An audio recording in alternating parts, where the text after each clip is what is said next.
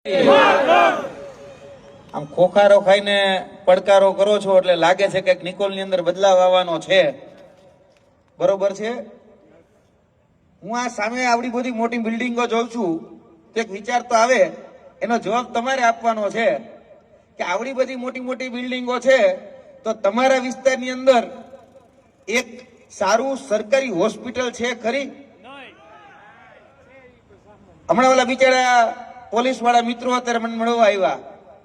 એ police વાળા મિત્રો મને કહેતા હતા કે યુવરાજભાઈ, અમે અત્યારે આ પોલીસ સ્ટેશન ની અંદર બેહીને, પતરાવાળું પોલીસ સ્ટેશન છે, છાપરું પતરાનું છે, એટલે આ ગરીબ નિકોલ નો વિસ્તાર એક સારું પોલીસ સ્ટેશન નથી આપી શકતો.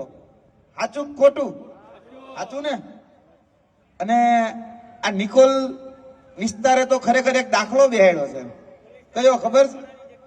હે, પોલીસ સ્ટેશન એ ભાડાની જગ્યામાં. એટલે ટૂંકમાં સરકાર પાસે તો વિચાર તો કરો, સરકાર પાસે પોતાના સરકારી આવાસની જગ્યા નથી તો પોલીસ સ્ટેશનની તો ક્યાંથી જગ્યા હોય? તમારી આ સરકારી આવાસ છે?